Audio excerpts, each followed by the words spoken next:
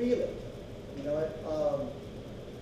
when we first got J80s, remember we had all these knot meters and that kind of stuff? It was really helpful. It was a good training device to know how much to push the nose down. When you sail in big fleets, like in a steady air place, let's say where there's not any ships, Newport, Houston, whatever, the people that would beat us up are the people that would start the pin and they'd go out to almost lay line, they'd tack over, lose 3 boat lengths, go all the way upwind and tack once around the weather mark, that kind of thing, right? And here we are starting the big boat and we tack once and then we go a bit, well, you didn't want to get the lay line, so we short tack that, and then we tack again to round mark. Well, we put in 3 extra tacks and everybody did, and next thing you know, we're 15 boat lengths behind the leaders. We're in B fleet. So it shows you that this boat really has an even speed. In the forward boat club, when they had the North Americans there, everybody had a lot of the same even speed. Either bow down or bow up. And knowing which one to use was important. In the big fleet, everybody's in pinch mode because you can't get away from the fleet. Out here, when we're sailing, it's about, let's go for the bucks. Let's get bow down and let's go chase them. You know it? And the start is not necessarily makes you win in this club. Matter of fact, not this one, but the race before, Claudia was over early. We rounded the pin and we ducked the fleet that went left. And as we ducked the fleet, I realized, we're on a lift. And the fleet's on ahead. And so I said, this is the best thing that ever happened. And it was, because it cost them 2 boat lengths to tack. And after we completed our jibe, and we just ducked their sterns. So we were already ahead of them after they tacked. That's how significant this boat speed thing is with this boat. And how, instances have the same deal. If you could cross somebody by a boat length, you could leave out. Okay? J80s is kind of like that. If you cross them by a boat length, and let's say it's 5 to 6 mile-an-hour breeze, you could leave out and not get rolled. Okay? If it gets light, this is the other thing you got to take out of your vocabulary. Okay? I will never leave out anybody when it's in live air. Okay? Just forget it. All right? You're better off ducking them, gaining a half a knot of speed, and getting away from it. Because the air coming off the J main is so bad that when you come across and you're trying to leave out and he rolls you, you're going to get flushed out the back so fast that you thought, I will never do this again. Yeah. So some tactics you need to take out of the equation when it starts getting long. And that is tactic. All right? Very much so. Yeah, John, I found a picture of the main. Oh, good.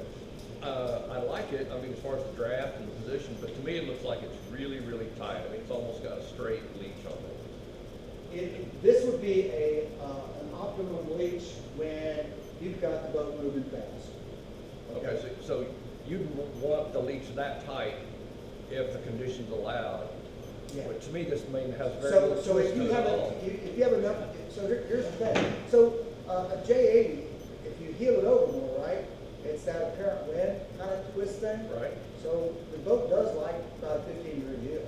Okay. So if you do that heel and a little bit of main shoot tight, you can live with that. Boat flattens out a little bit, then these guys, these two telltales are flying. You know what? So you can, if they're flying, that's good enough. You know what? Okay. So you think there's enough twist in this main once the boat's moving? So it's hard to that perception of, you can tell this one looks really closed off. See this one? It does, yeah. This one looks closed off, but this one, you can tell it's falling off a little bit more. Okay. So the thing about these computers and stuff is that, you can take pictures off your iPhone and go home and pull it up on the screen and take a ruler, and set a ruler across from least to line. Just measure it. Yeah, measure it. And just look at it and go, that's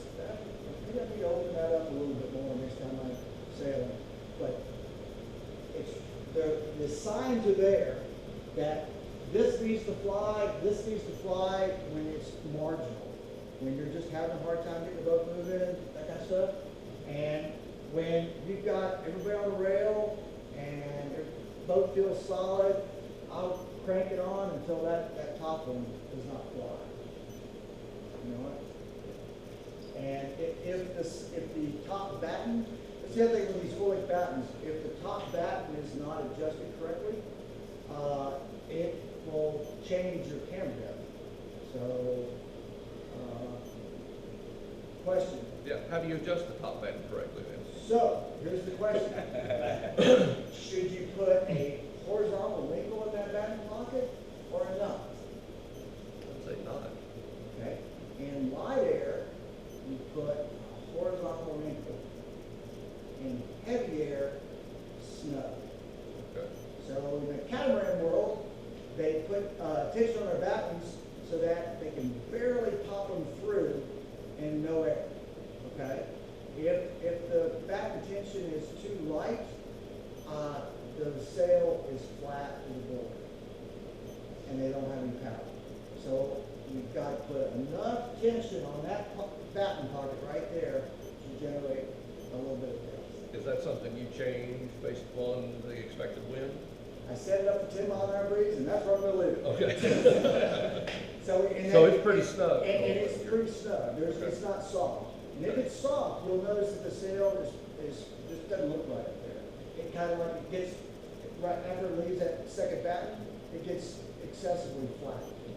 So I've got some vertical wrinkles up on my top batten, so it means the batten's too short, Too loose, yeah. too loose. Yeah, there should be what type of, well, it depends on your adjuster. So you maybe a longer batten, or maybe some of the quantum's got a little screw sticking there and tighten. No, it's a main, and, I mean. North South. North main. Okay. So that Velcro or something? Yeah, Velcro. Okay, so you just gotta put tension on that. Okay, just a little bit more. And you know, the bad thing about that is that when you use the boom bang and you jive over, sometimes it doesn't want to pop. You know it? But that's the only way to get the depth you need in the top of that sail. You know? So your normal then position of your top batten, you said, is with horizontal wrinkles that tight? Yes. You That's want your the- 10 mile an hour You want it, yeah, sail. exactly. You want the wrinkles to go away. You want a little bit of tension. No wrinkles. No wrinkles. And the same on that jib either. I mean, that jib, pulling that draft further forward really makes it easy for the skipper to drive. You know, that makes it real easy. And you know that picture of how flat that jib was? Well, that's the other thing that happens when you pull that draft forward, the sail gets flatter and you point higher. But if you go too far forward, too much knock, too much sag, then you don't point. So that's one of the reasons I want to get on your boats, just look at your setup and see, you know, do you have the gears to shift? Bow down, bow up.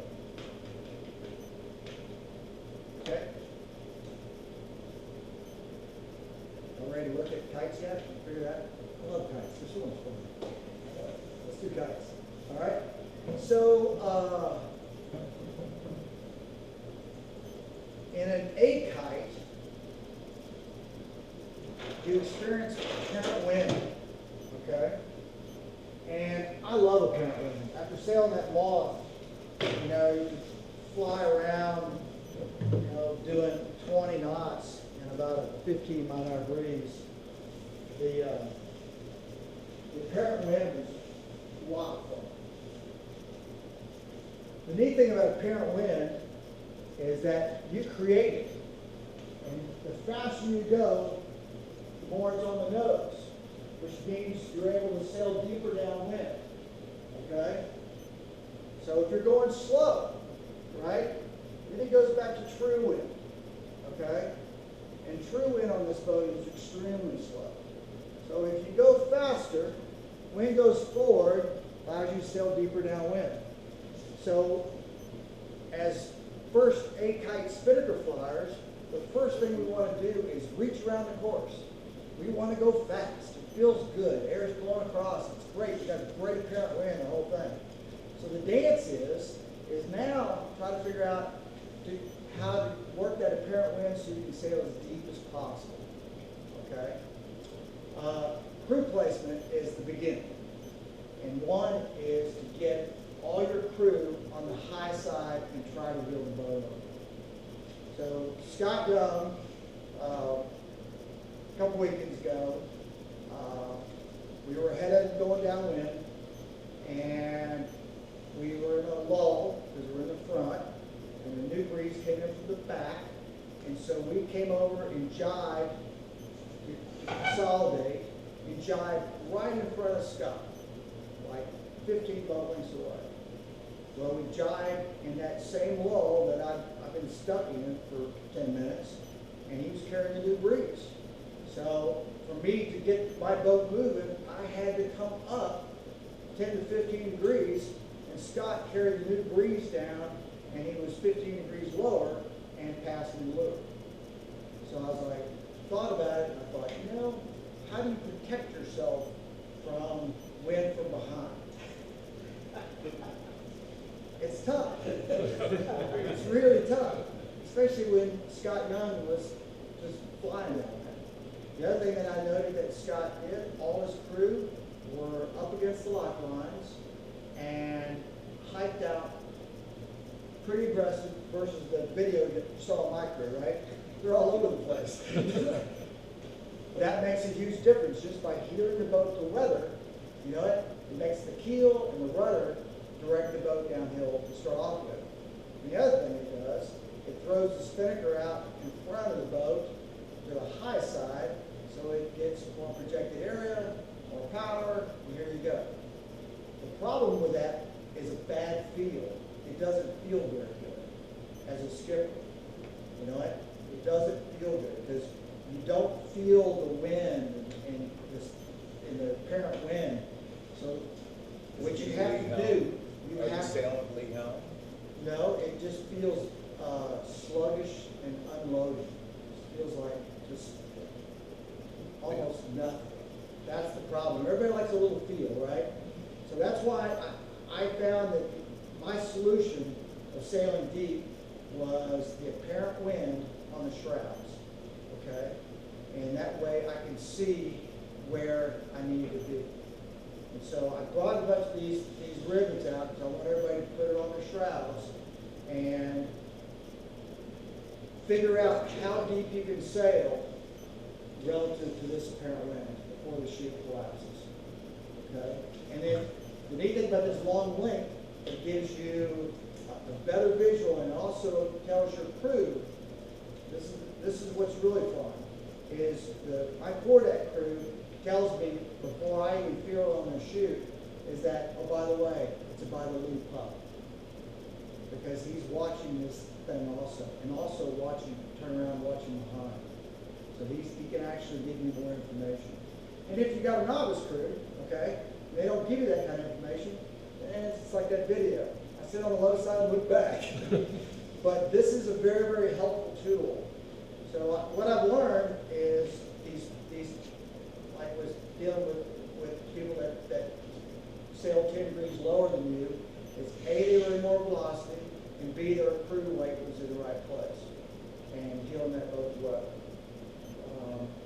Me and Claudia went down to a circuit stop down in Houston, and it was a real light air. And I think you guys were there, Buck was there, yep, and y'all did really well. I think y'all finished like 3rd or 4th or something like that.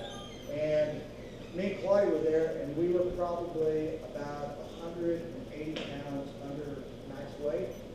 And we got to the weather mark in the light air, okay. And then we ran 2nd or 3rd or something like that. And by the time we got to lure mark, we were like in 15th. Because we just couldn't heel the boat enough to over the weather. It rocked the chute out around, so we had to sail a higher course. And so it was like very painful. So the boat loves weight. It loves a lot of weight. So, and this is a great boat for taking friends out, strangers, people at the dock, you know, especially if it's blowing really hard. You come with me, that kind of thing. So but let's talk about how tactically to go downwind, okay?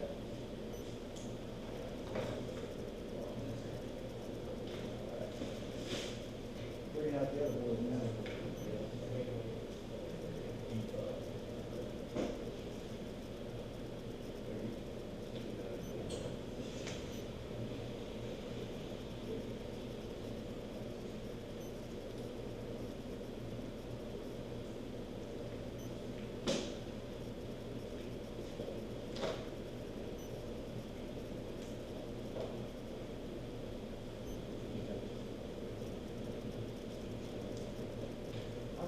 state the obvious, but that's what I do. All right.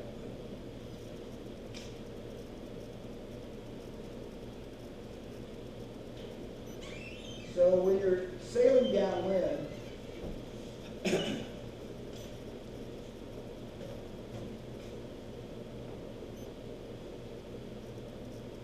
now imagine these marks being a half mile away from each other, okay? When you're sailing downwind, the position that you want to find yourself in 90% of the time is having the inside rung on everybody. Because the person on the inside of the rung has all the control. Okay? For example, this guy right here, he's on the inside, so he's got control of the boat that's on the outside. For these asymmetrical kites, that's pretty powerful. So, for example, like when you round the weather mark up here, top of the course, and you round right behind a boat, if you could square off and dive your nose inside like this, we completely control this guy from jiving. So now you're in control, and you're calling tactics on him. Okay? So whoa, he was really sitting on You this. like that? So he's obviously faster too. So by being on the inside of the rung, right, if you just barrel off a little bit, get your nose inside him, and then pace with that person as long as you can until you see the next shift coming in from the course right side. You'll beat it. And that is the circuit level J style of racing. Okay? Like when I went to Key West, we found that the whole fleet went all the way over to course left side and ley line and jive and went in.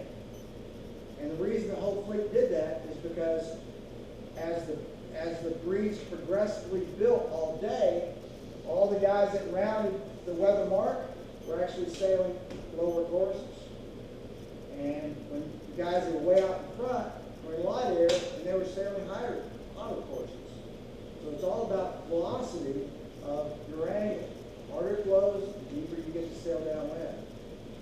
So on that note, okay, this is also part of John Bartlett's tactics, okay, how I think. So always go home with the woman that brought you, okay? So when you're beating up wind, okay, you're beating up wind, and you just got a great lift, and you pass 3 boats, and you round that weather mark, you go back to that woman, okay? She's so sweet to you, you go back over there, and you work her hard downwind. Because successfully, that works all the time. Now, the other thing that happens, especially when we're racing that over the floor up there, is windy point is going to be temptation. Okay? You're going to be tempted to go all the way over to windy point. Okay? Because there's that thermal over there that just hits. Temperature gradiences, that kind of stuff. And it's a good breeze if you get lucky. Okay? But most likely, you get a right shift at the top of the course. Go back to our course board here.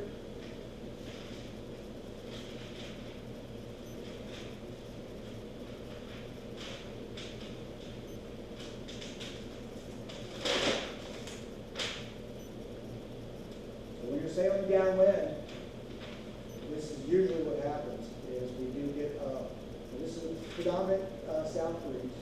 We pick up a right at the top of the course, and we pick up a left down at windy point, and there'll be velocity that funnels down right by the Austin Yacht Club. I do a lot of work on the water where I'm always on a powerboat, and I go to different marinas and that kind of stuff, and it gives me a great opportunity to just see the progression of the wind all day long.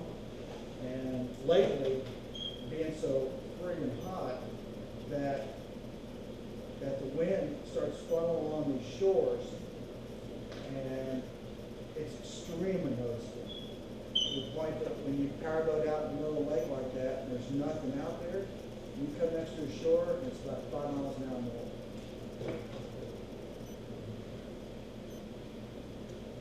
So, if you pick up a right shift at the top of 4, then the tendency is you get out here, get back out the middle, and then try to get back up against the shore. The only bad thing is what happens